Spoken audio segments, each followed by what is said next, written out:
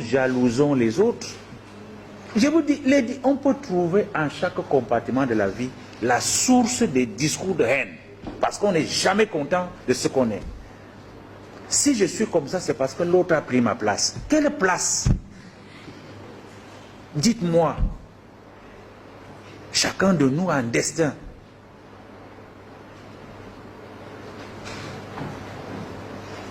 À partir de cet instant, si nous retrouvons l'humilité,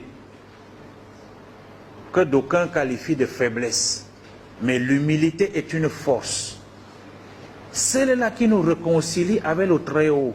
Je ne vous ai pas dit d'être naïf. Loin de nous ce discours de naïveté. Vous devez être réaliste et comprendre que votre propre bonheur est aussi lié au bonheur des autres. Et j'aime souvent le redire, et souffrez que je le redise encore aujourd'hui. Nous sommes aujourd'hui trop préoccupés par le matériel. Et croyez-moi, il ne faut jamais être heureux seul. On vous donne des responsabilités, tu es là tout seul, tu accumules, mais tes collaborateurs ne savent même pas si tu manges, si tu bois, on ne sait même pas si... Non, il faut anticiper. Chacun de nous a besoin d'un peu de lumière. Quand Dieu vous place quelque part, vous devez faire le bonheur autour de vous. Chaque chef qui est chiche, qui a le franc en main, ne mérite pas sa place. Commentez comme vous voulez. Moi, je dois vous dire les vérités. On doit partager. C'est lorsqu'on partage qu'on diminue la haine. Voyez-vous, votre domestique qui touche votre nourriture, qui touche vos habits,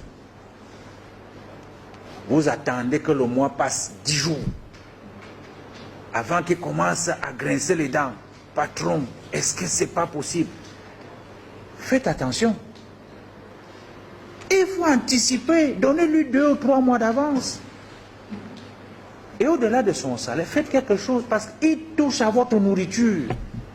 Qu'est-ce qu'il ne peut pas faire avec? Mais parce qu'on est grand, on réajuste la veste, on réajuste la gandoura, on dit que non, attends un peu là. Si tu étais plus grand, tu pouvais être plus grand que ça. Mais méfions-nous.